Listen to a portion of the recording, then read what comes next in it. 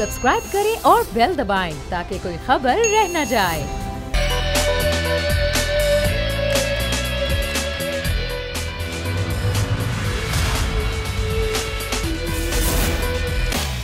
बिस्मिल्लाहिर्रहमानिर्रहीम। अस्सलाम वालेकुम। प्रोग्राम में मैं सुमैया रिजवान आपको वेलकम कहती हूँ। नाजरीन, ये सवाल उठ रहा है कि क्या मुल्क में कोरोना वायरस का जोर टूटने लगा है? क्या जो एक हम कह रहे थे कि अभी आना है कोरोना वायरस का जो दबाव होगा, क्या वो वाकई ख़त्म होने लगा है? केसेस में तो हम देखें तो कमी देखने में आ रही है, मगर इस बात को नज़रअंदाज नहीं किया जा सकता कि ईद उल अज़हा करीब है और आवाम को मज़ीद एहतियात करने की ज़रूरत है।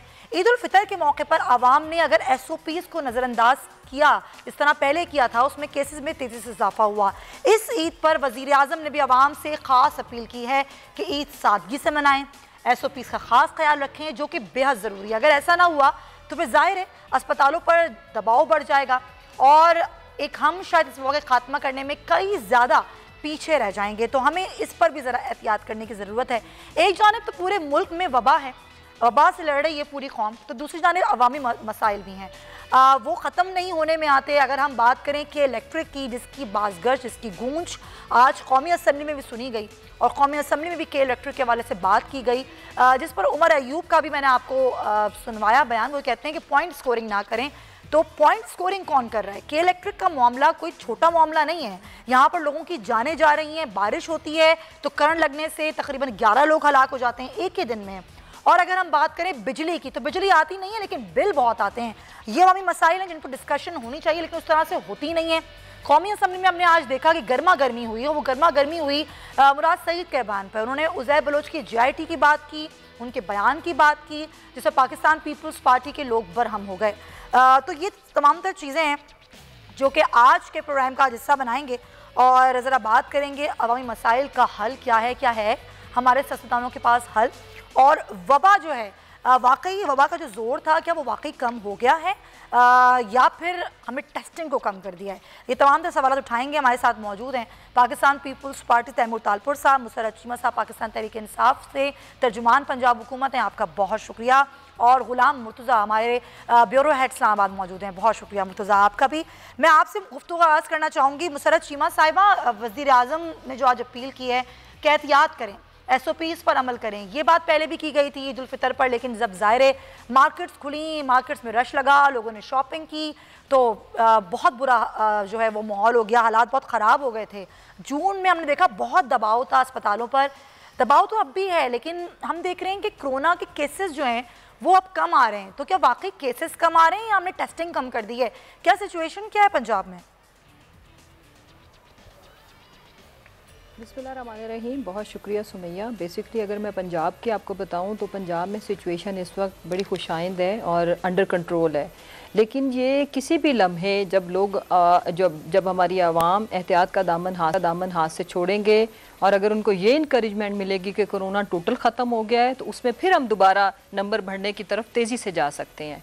इस वक्त शुक्र खुदा का कि हमने वो जो हॉट स्पॉट आइडेंटिफाई करके वहाँ पे कंप्लीट लॉकडाउन किया था अपने उन एरियाज़ में जहाँ पे लोकल स्प्रेड ज़्यादा थी, तो उसके पंजाब में बड़े ज़बरदस्त और हमने रिजल्ट्स भी मौसूल किए। उसकी सिंपल सी जो उसको अगर आपने एवेल्यूएट करना हो तो आप हॉस्पिटल्स की कंडीशन से कर सकते हैं। तो इस वक्त तो सिचुएशन अंडर कंट्रोल है, लेकिन ये जो 2 वीक्स हैं ये हम इसलिए बार बार अर्ज़ कर रहे हैं, आवाम से अपील कर रहे हैं कि SOPs पे उसी तरह अमल दरामद जारी रखें। आपको पता है कि हमने जो SOPs बनाए हैं, ये जो मवेशी मंडियाँ हैं उन पे अमल दरामद हम इंश्योर भी कर रहे हैं, लेकिन आवाम को पता होना चाहिए कि जैसे पहले पूरा ख़ानदान बकरों की ख़रीदारी के लिए जाते थे, डोंट गो उसमें सिर्फ फैमिली का कोई एक आध मेंबर जाए जो पूरी फैमिली ख़ानदान के लिए लेके आ जाए। SOPs को फॉलो करें। फिर इम्पॉर्टेंट चीज़ के बाज़ारों में भी जत्थों की शक्ल में मत जाएं, ज़रूरी है तो जाएं, अदरवाइज़ जितना आप अवॉइड कर सकते हैं गैर ज़रूरी जाना आना उसको अवॉइड करें। मास्क का इस्तेमाल और हाथ धोना, SOPs तो वही हैं। जहाँ जहाँ आप गौर करें थोड़ा सा सुमैया, जिस वक्त आवाम सीरियस होती है SOPs पे अमल होता है, कोरोना नीचे आता है। जब हम वॉयलेट करते हैं, जब हम बदएहतियाती करते हैं, तो उसके बाद कोरोना जाता है। यही पूरी दुनिया में हुआ है और हो रहा है, इधर भी होगा। आप कह रही हैं कि बड़े अच्छे रिजल्ट हमें मिले तो पंजाब में अंडर कंट्रोल है, आप कह रही हैं सूरत हाल अंडर कंट्रोल है। परसेंटेजेस बता देती हूँ। हाँ जी, 0.74% उन एरियाज की अब रेशो निकली है जिनको हमने लॉकडाउन किया था। ये बड़ी जबरदस्त रेशो है। तो इसलिए अगर मैं बात ये करूं कि हम सिर्फ और सिर्फ एहतियात करें और अपने आप को ये फील कराते रहें कि अब लाइफ बिफोर कोरोना और आफ्टर कोरोना बड़े फर्क सरकमस्टांसेस हैं। इम्पोर्टेंट चीज ये है कि जब तक इसकी ट्रीटमेंट नहीं आती, हमें इसमें सिर्फ वो तो बिल्कुल आवाम को अजबर है, लेकिन आवाम उस पर अमल नहीं कर रही है। अब जाहिर आवाम अमल क्यों नहीं कर रही है, उसके पीछे बहुत सारे पर्सपेक्टिव्स हैं, उस पर मैं बात करूंगी। जरा मुर्तज़ा से जान लूँ, जो आपने बात की है ना कि पंजाब में अंडर कंट्रोल है सिचुएशन और 0.74% आपने कहा रेशो है जहाँ पे हमने स्मार्ट लॉकडाउन किया है। मुर्तज़ा जरा बताइएगा कितनी हकीकत है। ज़ाहिर तर्जुमान है पंजाब हुकूमत की मुसर्रत साहिबा, बिल्कुल सही फिगर्स दे रही होंगी, लेकिन आपके पास क्या खबर है? बिस्मिल्लाहिर्रहमानिर्रहीम, बहुत शुक्रिया सुमिया। आपने जो फिगर्स अभी सुने हैं 0.47%, ये तकरीबन 3 to 4% फिगर्स अभी आ रहे हैं पंजाब के, और 8 से 10% फिगर्स हैं फेडरल कैपिटल के। इसके साथ साथ जो डाटा हमारे पास आ रहा है उसमें साफ तौर पे ये बात सामने आ रही है कि टेस्टिंग जो की जा रही है वो कम की जा रही है।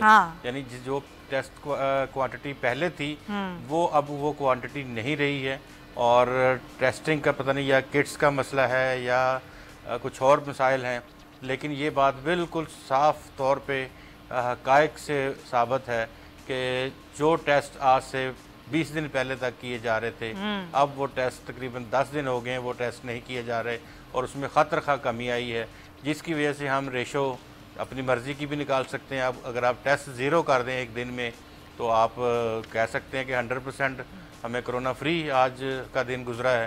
तो अगर आप टेस्ट जो है वो बढ़ाएं, और जो WHO ने कहा था, जो दीगर अदारों ने कहा था, उसके मुताबिक टेस्ट करें सही, तो हमें ओरिजिनली पता चलेगा कि कितने लोग जो हैं वो अफेक्टेड हो रहे हैं।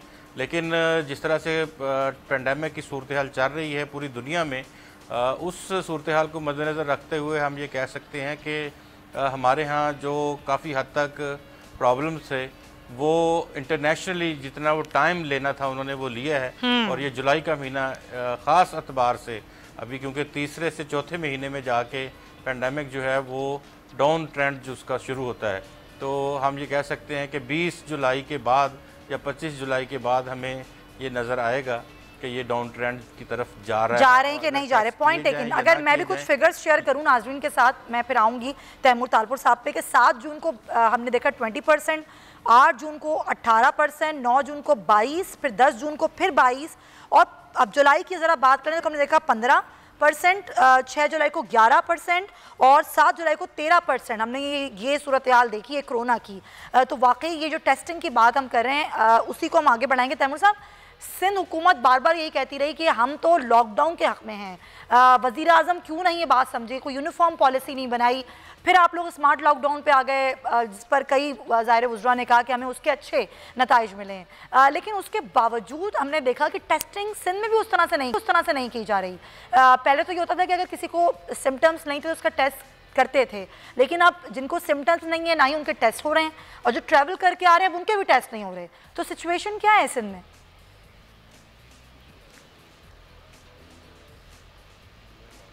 मांगा कि वाहिद सूबा है पूरे पाकिस्तान में जो रिगरसली टेस्टिंग कर रहा है। हमारा एक हफ्ते का डाउनफॉल आया था सिर्फ, देयर वाज जस्ट 1 वीक, जिसमें क्योंकि हमारी काफी टीम्स इन्फेक्ट हो गई थी कोविड-19 से, इसी वजह से हमने कुछ 5 दिन या 7 दिन हमारी टेस्टिंग कम हुई थी, पर उसके अलावा हमारी जो है फ्री टेस्टिंग चल रही है। ओवरऑल सिंध सूबे में जो टेस्ट हो रहे हैं 90% of the test are free.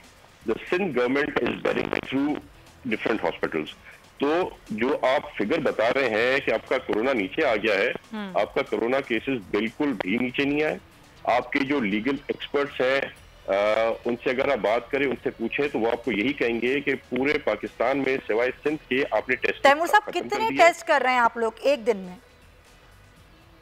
मुझे एग्जैक्ट फिगर नहीं पता कि कितने टेस्ट एक दिन में हो रहे हैं, पर हमारा पीक शायद गया था 12,000 तक।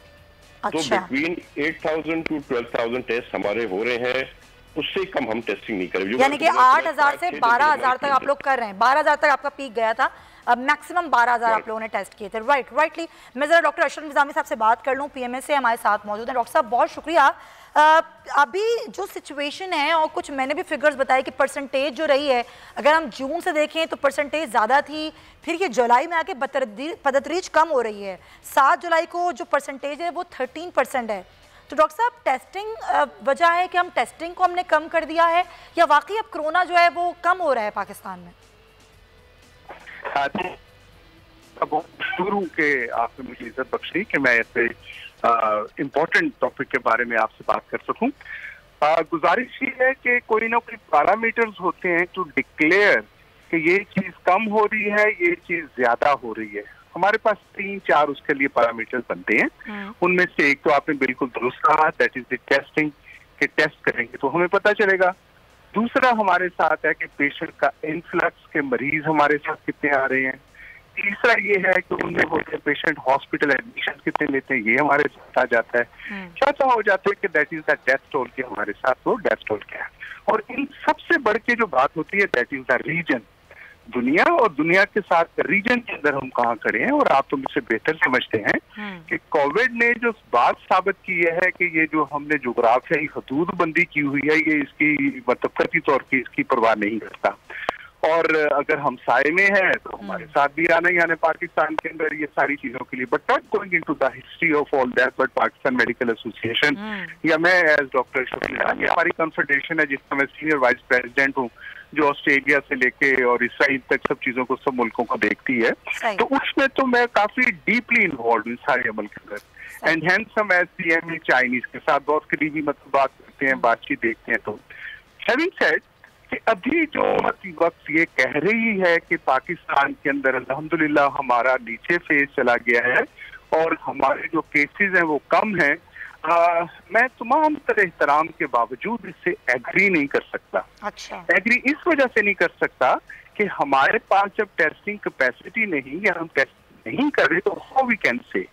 अगर हुकूमत की मैं बात मान लूं कि हुकूमत जो कह रही है तो फिर ये लोगों ने जो है ये जो ऑक्सीजन सिलेंडर तो खरीद के क्यों घरों के लिए रखनी है, फिर ये ऑक्सीजन की कीमत ज्यादा क्यों होती जा रही है, फिर ये डेथ टोल जो पाकिस्तान के अंदर मतलब disease registry is a very major issue. अभी मतलब हम 2 दिन पहले मैं यूनिसेफ की एक मीटिंग के साथ वेबिनार के ऊपर था पूरी दुनिया के लिए कि डिजीज रजिस्ट्री बहुत बड़ा इशू है पाकिस्तान में। तो हमारे यहाँ मैडम कॉन्सेप्ट ही नहीं है कि ना हम कैंसर के पेशेंट्स को मतलब रजिस्ट्री करते हैं, कौन कितने हैं कैसे हैं। ट्यूबरक्लोसिस के लिए नहीं करते हम लोग, हमें पोलियो के केसेस का नहीं पड़ता, एक आधा जो आ जाता है तो उनका डंडोरा पीठ छोड़ते हैं उस तरह से। सो हैविंग सेड मैं मतलब बहुत मोहतात अगर स्टेटमेंट भी दूं तो उसके अंदर ये है कि कम से कम अभी हम नहीं कह सकते कि कोविड जो है या कोरोना जो है लाइन हो गया। और उसकी जो बड़ी वजह मतलब सिंध के साथ मतलब कहा जाता है, एक तो बड़ी बदकिस्मती है कि हुकूमतें बजाय इसके कि आपस के साथ कोई कोऑर्डिनेशन इंप्रूव करते, कुछ बेहतर करते, अगर सिंध या कराची वाले टेस्ट ज्यादा करेंगे तो केसेस ज्यादा हो जाएंगे। अब ये कहना कि पंजाब के लिए लोगों की खातिर के लिए अब हम क्या जबरदस्ती पकड़ के लोगों के टेस्ट को भाई जबरदस्ती करने पड़ेंगे। ये जो स्मार्ट लॉकडाउन और लॉकडाउन करते हैं इसके लिए इसेंशियल अच्छा डॉक्टर साहब बिल्कुल आप सही कह रहे हैं, ऐसा ही है। ये रिपोर्ट्स हमारी भी हैं कि अभी टेस्टिंग कम हुई है, लेकिन पीक की अगर हम बात करें तो क्या पीक आके गुजर गया है पाकिस्तान में या अभी आना बाकी है? देखिए ये वो क्वेश्चन है जो कि हमारा एविडेंस बेस्ड होता है। एविडेंस ये होता है कि हमारे पास क्या, हाँ एक चीज मैं जरूर कहना चाहूंगा जो कि म्यूटेट कर रही है ये वायरस जो है, and due to the mutation process अब वो उस तरह से फिटनेस नहीं है जो कि हम पहले देखने के साथ, and we have learn about it. जब इटालियंस ने 50 ऑटोप्सीज की उसकी तो फिर पता चला कि ये सिर्फ लंग्स की डिजीज नहीं है, ये हमारी वेसल्स को जाके करती है, पॉपुलेशन सिस्टम को जाके इफेक्ट करती है, बच्चों को जाके इफेक्ट करती है। और सारी तो फिर हमें ये समझ आई कि भाई ये तो चीजें जो इसके साथ इन्वॉल्व, और फिर जाहिर है कि हमने जो छोटी मोटी ट्रीटमेंट यहाँ पे की डिफरेंट मॉडिफिकेशन। तो यानी कि आपका जवाब ये है कि अभी हम कुछ कह नहीं सकते कि पीक आया है या नहीं आया है पाकिस्तान में? नहीं, पीक तो आ चुका, लेकिन पीक गुजर गया या पीक गुजर गया या नहीं ये कहना मुश्किल है। ठीक है, rightly sir, point taken sir, point taken. Peak आ गया लेकिन पीक अभी गुजरा है या नहीं गुजरा, इस बारे में कुछ भी कहना मुश्किल होगा। डॉक्टर साहब बहुत शुक्रिया आपके वक्त का, आपका बहुत शुक्रिया, आपने बड़ा डिटेल जवाब दिया। मुसरत चीमा साहब, डॉक्टर साहब की भी आपने बात सुनी, जो वो ये कह रहे हैं कि हमने टेस्टिंग को कम किया। अगर हम ये कहते हैं कि जी हम टेस्ट कर रहे हैं, हम क्या लोगों को पकड़ पकड़ के टेस्ट हैं? जहाँ स्मार्ट लॉकडाउन आप लोगों ने किया, जिन जिन एरियाज में पंजाब के, वहाँ पे आपने टेस्टिंग कितनी की? देखिए, सबसे पहले तो मैं अर्ज़ करूं, मैं आपको पर डे टेस्ट भी बताती हूं और हमारी टेस्ट कैपेसिटी हमने कोई अचीव कर लिया है। It's 17,000 plus, more than 17,000 per day की हम कैपेसिटी रखते हैं। आज की डेट में जो हमारे टेस्ट हुए हैं वो 9,500 के लगभग। लगभग नहीं, ये तक एक्चुअल फिगर मैं बता रही हूँ। 9,000। उसके बाद ये फ्लक्चुएट करते हैं 9,500। ये 12,000 भी किए हमने, 12,000 से ऊपर भी किए। अब ये बेसिकली शुरू में टेस्ट का बर्डन इसलिए भी ज़्यादा था कि जितनी भी आपके फ़्लाइट्स के थ्रू लोग आ रहे थे उनको टेस्ट करना, फिर जब क्वारंटाइन पीरियड पूरा हो जाता था तो उसमें हमें एक एक बंदे के नेगेटिव करने के लिए भी 2 टेस्ट किए जाते थे। 24 घंटों में अगर 2 नेगेटिव आते थे तो फिर हम उसको नेगेटिव डिक्लेयर करते थे। उसके बाद जो सबसे इम्पॉर्टेंट चीज़ है which I want to share with you के बड़े अच्छे इंडिकेटर्स बताए डॉक्टर साहब, हमेशा बड़ी लॉजिकल बात करते हैं, मैं उनकी बड़ी इज्जत करती हूँ कि जो आपके हॉस्पिटल्स की जो सिचुएशन है ना, वो सबसे रियल पिक्चर होती है टू टेल कि किधर हम खड़े हैं। बिल्कुल। ईद के फ़ौरन बाद जब हमारे हॉस्पिटल पंजाब के तकरीबन भर चुके थे, दैट्स वाई फिर हमने हॉटस्पॉट एरियाज़ को आइडेंटिफाई किया और वहाँ पे कंप्लीट लॉकडाउन किया। मैंने जो अभी आपसे रिक्वेस्ट की थी, अर्ज़ की थी, वो सिर्फ उन हॉटस्पॉट की मैं आपको स्टैटिक्स बता रही थी, पूरे पंजाब की नहीं। कि बिफोर कोरोना वो थी 5 से 6%, जो कि बहुत अलार्मिंग थी, बड़ी ख़तरनाक थी। और हमने जब उन एरिया को मुकम्मल बंद कर दिया तो उसके बाद उनकी जो आफ्टर लॉकडाउन उन एरियाज़ को जिनको हमने फिर रिलैक्स किया तो वो थी 0.74%। मैं सिर्फ उस स्पेसिफिक एरिया जिनको हमने कंप्लीट लॉकडाउन किया उनकी बात कर रही हूँ, it's not about whole Punjab. अगली जो चीज़ देखें, इस वक्त जो हमें टेलीफोन लाइन पे गवर्नमेंट को आगाह करते हैं कि हमें ये सिम्टम्स है, गवर्नमेंट खुद जाती है। ना सिर्फ हम उनका टेस्ट करते हैं, हम अगर वो हॉस्पिटल ले जाने वाली कंडीशन हो पेशेंट्स की तो we are encouraging the people के प्लीज घर को हॉस्पिटल नहीं बनाना इफ यू हैव दो सिम्टम्स जिसमें हॉस्पिटलाइजेशन। तो यानी कि अभी आप लोग इस चीज को देख भी रहे हैं और टेस्ट कर भी रहे हैं। एक दिन में 9,500 टेस्ट भी आप लोगों ने किए, तो चीजों को आप ये कह रही हैं कि हम बेहतर तरफ लेके जा रहे हैं। नहीं, ये वेरी कर रहे हैं सुमैया, हम ये कर रहे हैं जिस दिन जितने सैंपल आते हैं, यानी कि जो टेस्ट के लिए लोग क्वालिफाई करते हैं हम उनको डिस्करेज नहीं कर रहे, लेकिन टेस्ट उसका होना है जिसने फैसिलिटी को अप्रोच करना है। अगर सुमैया कहेगी कि मुझे ये सिम्टम्स हैं, मैं ये फील कर रही हूँ, आपका टेस्ट हम करेंगे, मैं समझ गई मैम, आपका पॉइंट भी आ गया कि अगर लोग बताते हैं कि हमें सिम्टम्स हैं तो जरूर पंजाब हुकूमत उसका टेस्ट करती है। राइटली। जरा सिंध की बात कर लूं, ईद उल अज़हा करीब है, तैमूर तालपुर साहब, सिंध हुकूमत ने SOPs क्या बनाई है मंडियों के लिए? अभी भी मैं देख रही हूँ, ज़ाहिर मैं कराची की शहरी हूँ, कि लोग जा रहे हैं मंडियों में, खरीदारी भी उस तरीके से हो रही है, SOP पर तो अमल नहीं हो रहा। तो कोई टीमें, कोई तश्कील दी गई हैं कि मंडियों में SOP पर अमल कराया जाए? फिर आगे मुहर्रम भी आ रहा है, क्या स्ट्रेटजी क्या है सिंध हुकूमत की? माफ कीजिएगा, पहले तो मैं एक जरा सा कमेंट मुझे देना बहुत जरूरी होगा। जो आप टेस्टिंग की बात कर रहे हैं, पहली बात जो फिगर्स पंजाब का बताया है वो करेक्ट नहीं है, मेरे पास कोई और फिगर है, पर मैं उस पर बहस में नहीं जाऊंगा। पर अगर आप लोग पंजाब में 9,500 टेस्टिंग कर रहे हैं तो दैट इज मच। मैं जी बिल्कुल करेक्ट फिगर बता रही हूं। If you want to clarify, हम 24 घंटों के डेली बेसिस पे हमारे, if the figure is right, even if the figure is right, Sindh की पॉपुलेशन आपसे आधी से भी कम है। Absolutely right. आपके पास कोई एविडेंस है तो यू कैन चैलेंज इट।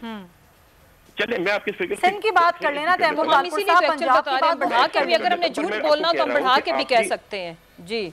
चले आप सही कह रही हैं, आप सही कह रही हैं, पर फिर भी आपकी जो पॉपुलेशन है वो सिंध से मोर देन डबल है। आपके टेस्टिंग कैपेसिटी इससे एटलीस्ट 20,000। अब सिंध जो आपसे आधे से भी कम पे, हम 10,000 टेस्ट मिनिमम अब करें। आज हमारे 9,860 टेस्ट हुए, तो आपके कम से कम तो 20,000 टेस्ट होने चाहिए थे। जब आप टेस्टिंग को इतना लो कर देंगे, when you compare to the, it's not about population base नहीं है ये, जितने वो कह रही है वेरी करता है। आज अगर हमने 9.5 किए तो हम उससे ज्यादा भी कर रहे हैं, वेरी करता है ये आज की फिगर। आगे बढ़ते हैं क्योंकि मुझे सिंध की बात करनी है। तैमूर तालपुर साहब, जरा मेरे सवाल का जवाब दे दीजिएगा। Come out of this competition every time जी। जहाँ तक SOPs की बात है, हमने स्ट्रिक्ट SOPs रखे हैं। सोशल डिस्टेंसिंग का हमने वहाँ पर डायरेक्शन दिए हैं। हमने अनाउंस किया हुआ है कि अगर कोई भी वहाँ पे मंडियों में बगैर मास्क के आएगा तो उनको एंट्री नहीं दी जाएगी। अगर जो वहाँ पर जो रजिस्टर्ड हमारे वहाँ पर लोग हैं जो वहाँ पे बेच रहे हैं अपना चारा, अगर उनके पास मास्क नहीं होंगे या उन्होंने SOPs फॉलो नहीं की तो they will be asked to shut down and go back. हमने टीम्स बनाई हैं जिसमें भी यूनियन काउंसिल्स और डिस्ट्रिक्ट गवर्नमेंट तो कोई उनको वो जो टीम्स हैं वो मॉनिटर कर रही हैं और कोई चार्ज कर रही हैं उन पर? हमारे पास है हमारी district government union council level पर, हमारे डिस्ट्रिक्ट गवर्नमेंट उनके साथ है। We have made mixed teams जिसमें काउंसलर्स भी हैं, जिसमें गवर्नमेंट ऑफिशियल्स भी हैं। मुख्तियार और ECs को हमने उनके ऊपर रखा हुआ है to monitor wherever there is fault, they are not following SOPs, so we have given orders to immediately close it down। ठीक है, बिल्कुल सही, बिल्कुल सही। जरा ब्रेक ले लूँ, ब्रेक के बाद वापस आके के इलेक्ट्रिक की जिसका ज़ाहिर बुरा हाल है और आज भी बात हुई है कौमी असम्बली में। खैर वहाँ पर और भी बहुत सारी गुफ्तगू हुई, इस पर हम बात करेंगे इस ब्रेक के बाद। स्टे विद अस।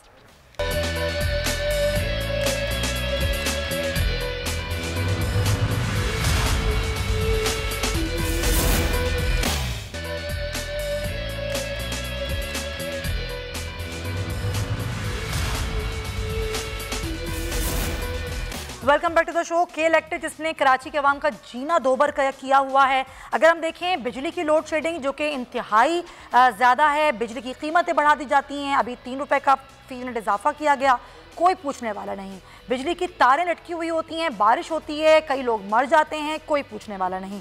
जब बात होती है कौमी असम्बली में तो आवाम के इशूज़ पर कम बात होती है, उस JIT पर बात होती है जो कि वफाकी वज़ीर को कोई शख्स लिफाफे में उनके घर पर दे गया था, उस पर तो ज़रूर बात होती है। लेकिन पेट्रोल महंगा क्यों हो गया, बिजली इतनी महंगी क्यों हो गई, लोड शेडिंग इतनी क्यों कर रहे हैं के इलेक्ट्रिक, ये तमाम तरह मसाइल हैं, महंगाई है, इस पर बात तो होती है लेकिन कोई हल नहीं निकलता।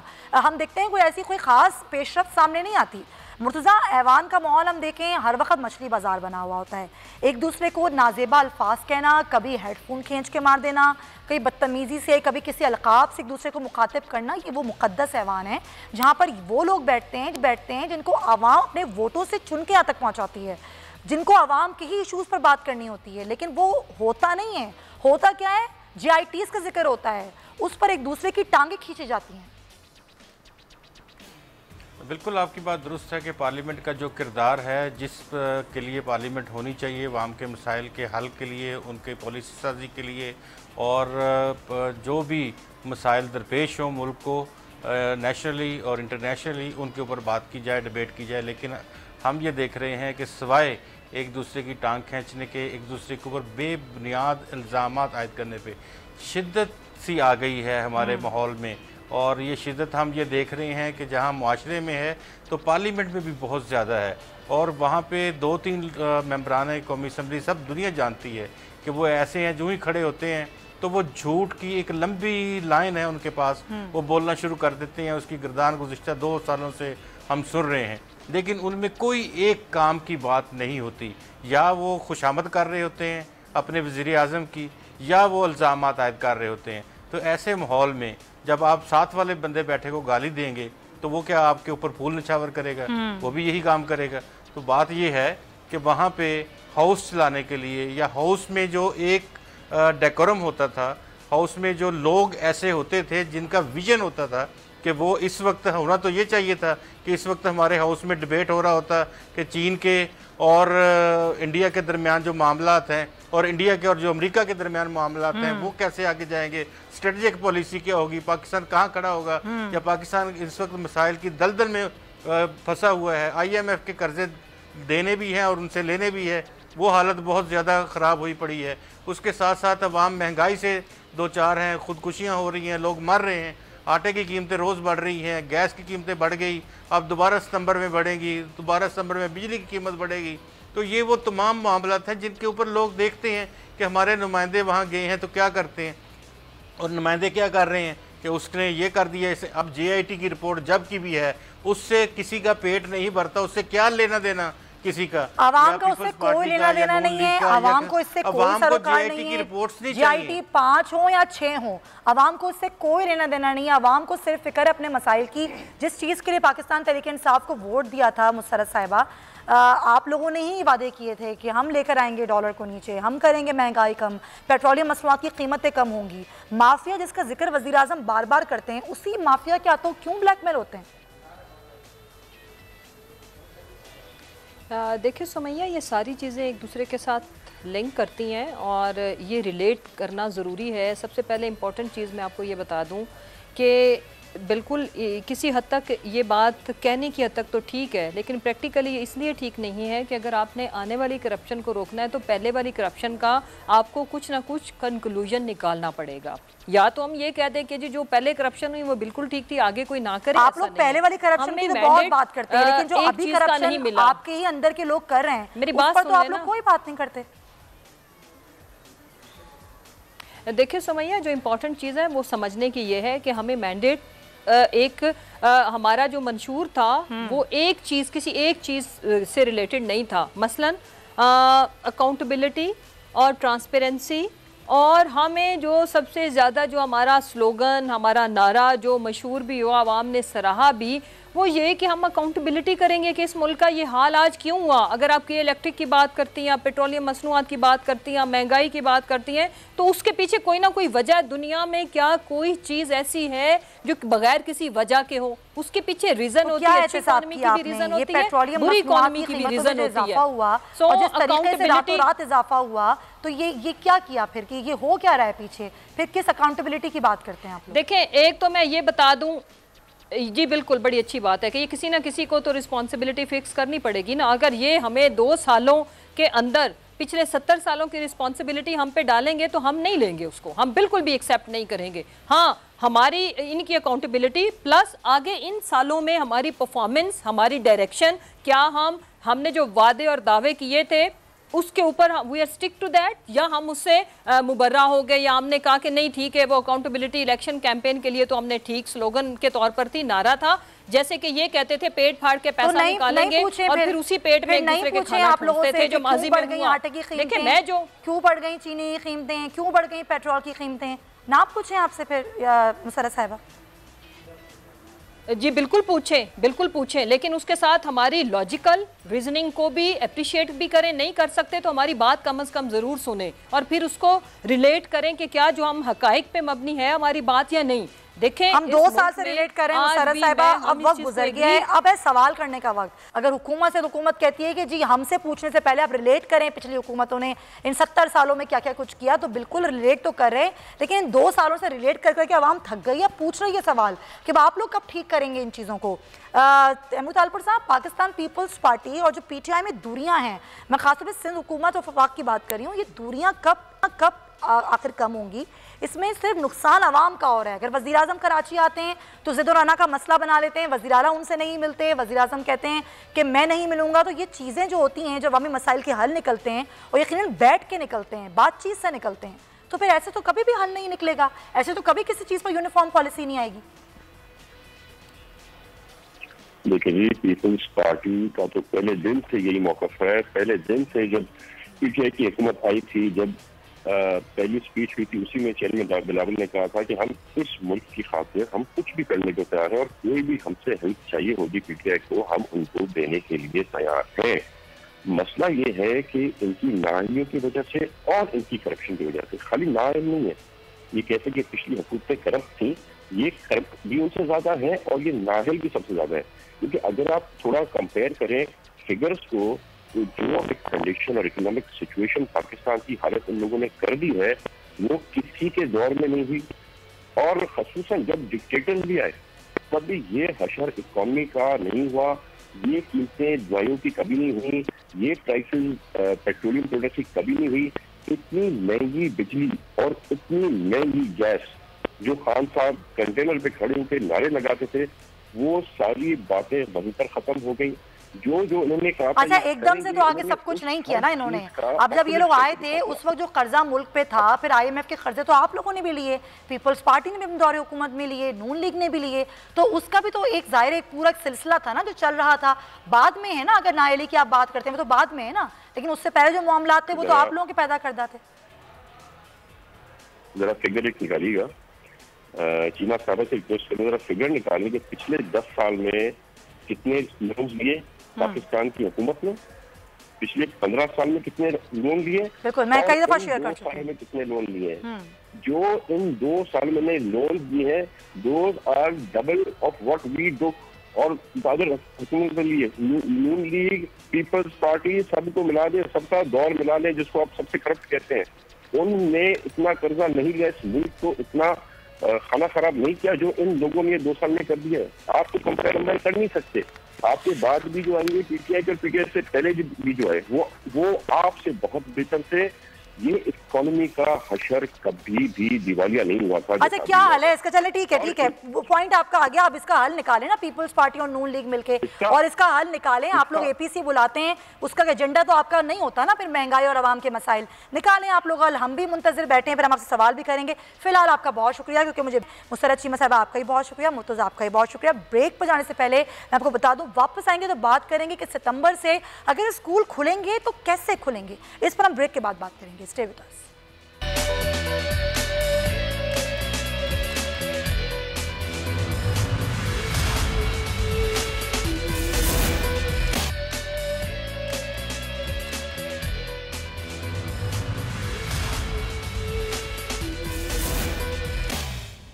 जी जनाब, तो अब हुकूमत ने तो ऐलान कर दिया है कि अब मशरूत भी कर दिया है कि सूरत हाल जो होगी कोविड की, उसके तहत ही 15 सितंबर से अब स्कूल खुलेंगे।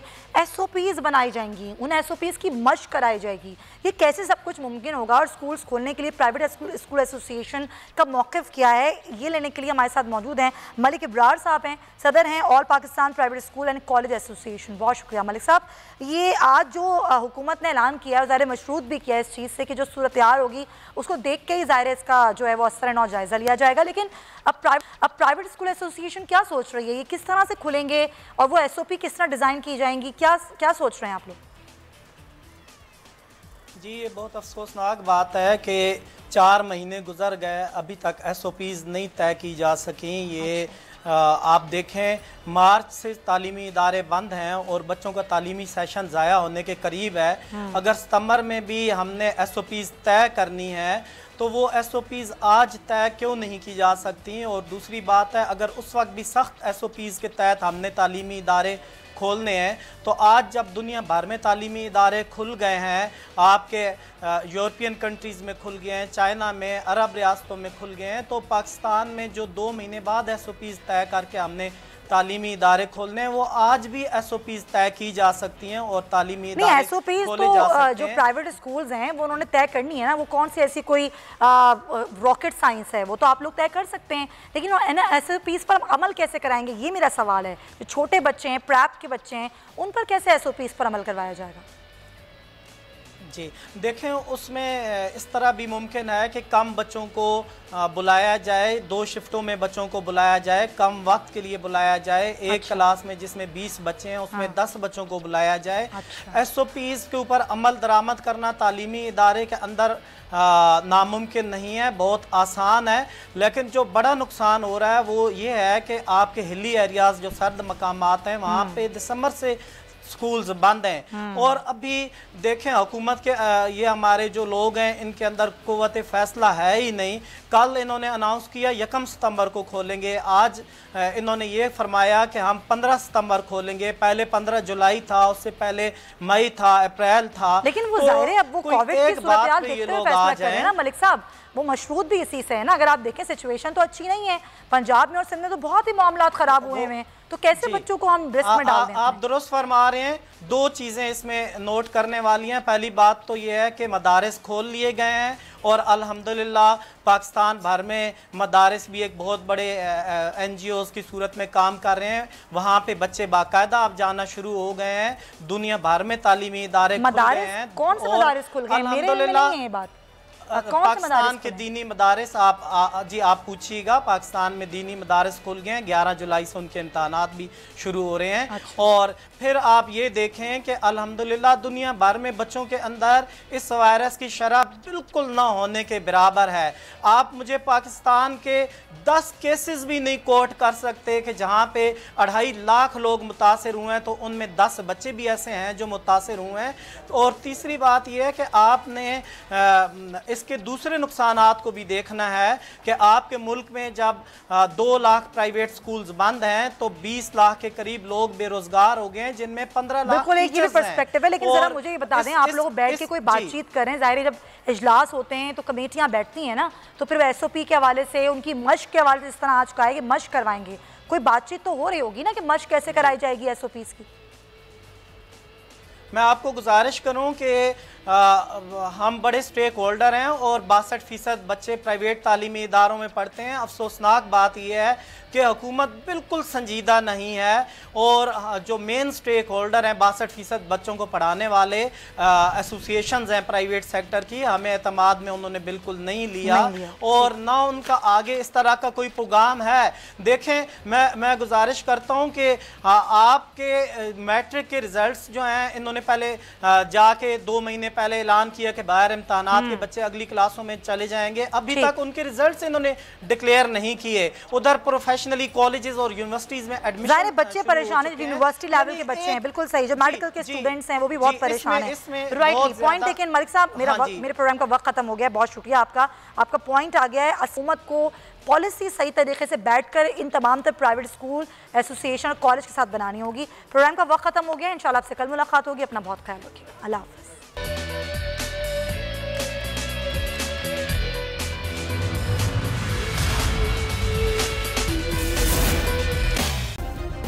सब्सक्राइब करें और बेल दबाएं ताकि कोई खबर रह न जाए।